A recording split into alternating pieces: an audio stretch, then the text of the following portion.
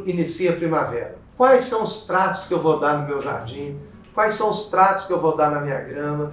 O que eu vou fazer para melhorar, tendo em vista que eu vou chegar num ótimo período de crescimento, metabolismo da planta, temperatura, começa o período de chuvas e de umidade do ar. Isso tudo favorece o crescimento. Então iremos abordar esse tema.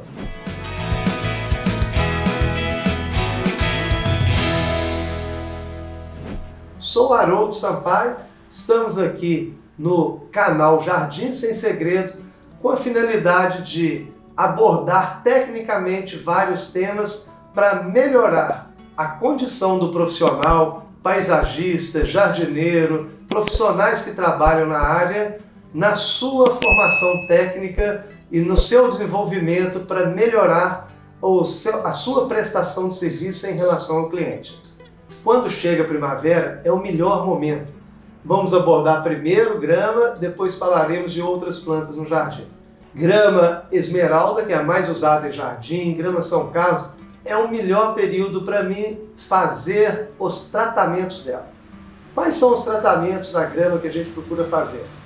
Agora nós vamos ter temperatura favorável e crescimento maior, o metabolismo vai estar maior do gramado.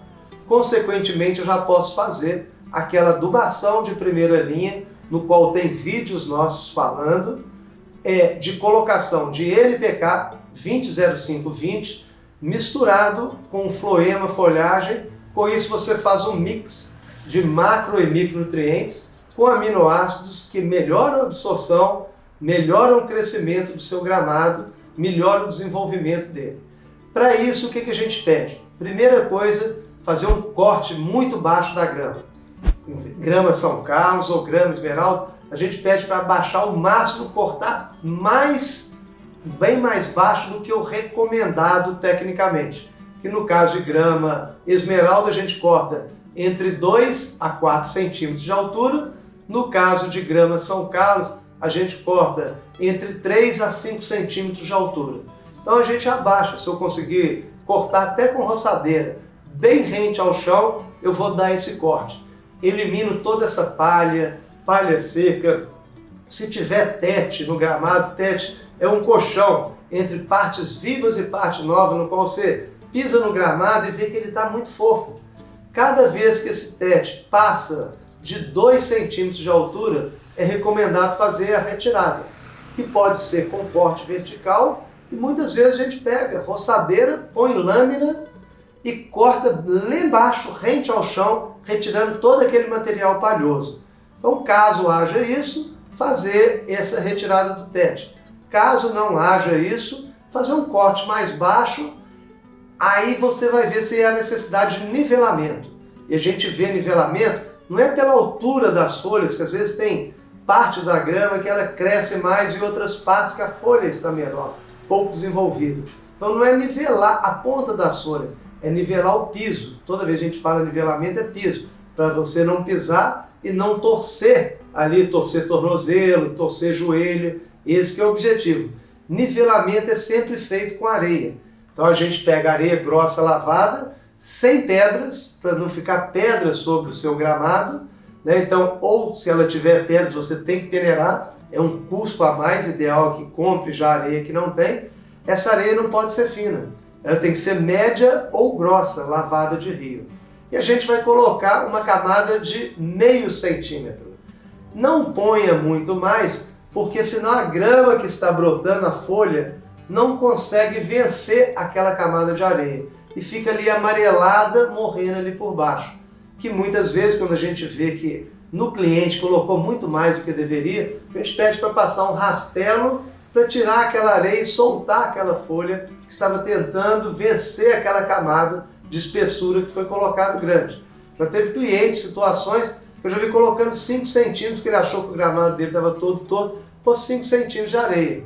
Sorte que ele me chamou dentro de 15 dias, que não estava dando certo, ele viu que estava ficando amarelado com lodo, aí teve que tirar mais de 4 centímetros de areia para conseguir fazer com que a grama rebrotasse. Se ele deixasse mais tempo, 1 mês, 2 meses, provavelmente a maioria dela iria apodrecer. Ela não conseguiria vencer essa camada que foi muito alta que ele colocou. Às vezes você quer colocar até mais, coloca meio centímetro, depois de 2 meses, 3 meses, mais meio centímetro, evitando fazer essa prática no inverno, porque a grama cresce muito pouco nesse período e a gente não deve adubar com uma frequência muito grande nesse período. Outro fator interessante no manejo do jardim, a gente faz todas as podas agora, no final do nosso inverno, para a entrada da primavera.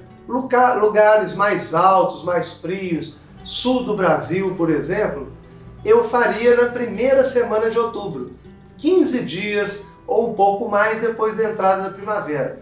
Por quê? Nesse período, nesses lugares que a temperatura baixa muito, de muita altitude principalmente, são locais onde a brotação, depois que você faz a poda, é induzida, mas se você correr o risco de ter uma geada, ali uma temperatura baixa durante uma noite, queima todos aqueles brotos que nasceram depois da poda e, consequentemente, você vai ter que fazer outra poda, porque esse broto não regenera. Depois que ele queimou, então esse broto é muito sensível a temperaturas baixas. Consequentemente, você deve fazer quando não corre mais o risco, essa poda, da temperatura abaixar bruscamente em uma noite ali apenas. Locais onde tem menos problema de alta temperatura, eu poderia fazer logo no início, até de setembro, dependendo do local. Outros locais até, se eu tiver, por exemplo, no nordeste do Brasil, eu poderia fazer até no meio da primavera, desde que eu tivesse irrigação, adubação, o metabolismo dela só seria menor porque o comprimento do dia, mesmo no Nordeste, é menor. O sol nasce mais tarde e se põe mais cedo, então eu tenho menor quantidade de horas-luz por dia.